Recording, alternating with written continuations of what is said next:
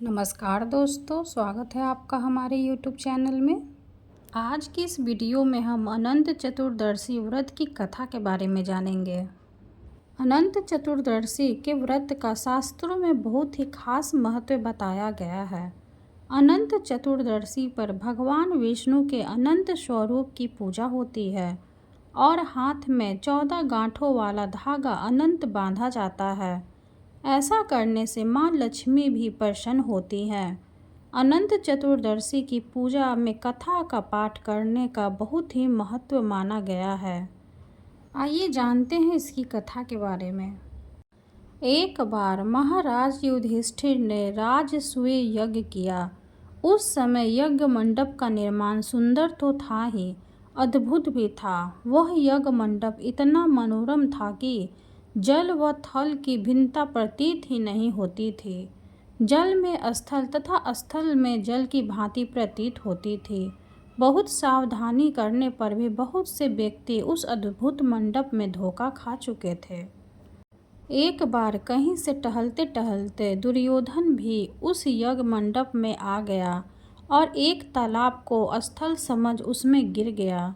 द्रौपदी ने यह देखकर अंधों की संतान अंधी कहकर उनका उपहास किया। इससे दुर्योधन चिढ़ गया। यह बात उसके हृदय में बाण समान लगी। उसके मन में द्वेष उत्पन्न हो गया और उसने पांडवों से बदला लेने की ठान ली।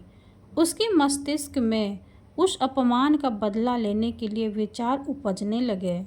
उसने बदला लेने के लिए पांडवों को जुए में हराकर उस अपमान का बदला लेने की सोची। उसने पांडवों को जुए में पराजित कर दिया। पराजित होने पर प्रतिज्ञा अनुसार पांडवों को 12 वर्ष के लिए वनवास भोगना पड़ा। वन में रहते हुए पांडव अनेक कष्ट सहते रहे। एक दिन भगवान कृष्ण जब मिलने आए तब युधिष्ठिर ने उनसे अपना दुख कहा और दुख दूर करने का उपाय पूछा। तब श्री कृष्ण ने कहा, हे युधिष्ठिर, तुम विधि पूर्वक अनंत भगवान का व्रत करो। इससे तुम्हारा सारा संकट दूर हो जाएगा और तुम्हारा खोया राज्य पुनः प्राप्त हो जाएगा। इस संदर्भ में श्री कृष्ण ने उन्हें एक कथा सुनाई जो इस प्रकार थी। प्राचीन काल में सुमंत नाम का एक नेक तपस्वी ब्राह्मण था। उसकी पत्नी का नाम दीक्षा था। उसकी एक परम सुंदरी, धर्मपरायण तथा ज्योतिमयी कन्या थी जिसका नाम सुशीला था। सुशीला जब बड़ी हुई तो उसकी माता दीक्षा की मृत्यु हो गई। पत्नी के मरने के बाद सुमंत ने कर्कशा नामक स्त्री से दूसरा विवाह कर लिया। सुशीला का विवाह ब्राह्मण सुमंत ने कौंडिन्य ऋषि के साथ कर दिया। विदाई में कुछ देने की बात पर कर्कशा ने दामाद को कुछ ईंट और पत्थर के टुकड़े बांध कर दे दिए। कौंडिन्य ऋषि दुखी हो अपनी पत्नी को लेकर अपने आश्रम की ओर चल दिए, परंतु रास्ते में ही रात हो गई। वे नदी तट पर संध्या करने लगे। सुशीला ने देखा वहां पर बहुत सी स्त्रियां सुंदर वस्त्र धारण कर अपनी देवता की पूजा कर रही थी। सुशीला के पूछने पर उन्होंने विधि पूर्वक अनंत व्रत की महत्ता बताई। सुशीला ने वही उस व्रत का अनुष्ठान किया और 14 गांठों वाला डोरा हाथ में बांधकर ऋषि कौंडिन्य के पास आ गए। कौंडिन्य ने सुशीला से डोरे के बारे में पूछा तो उसने सारी बात बता दी। उन्होंने डोरे को तोड़कर अग्नि में डाल दिया। इससे भगवान अनंत जी का अपमान हुआ। परिणामतः ऋषि कौंडिन्य दुखी रहने लगे। उनकी सारी संपत्ति नष्ट हो गई। इस दरिद्रता का उन्होंने अपनी पत्नी से कारण पूछा तो सुशीला ने अनंत भगवान का डोरा जलाने की बात कही।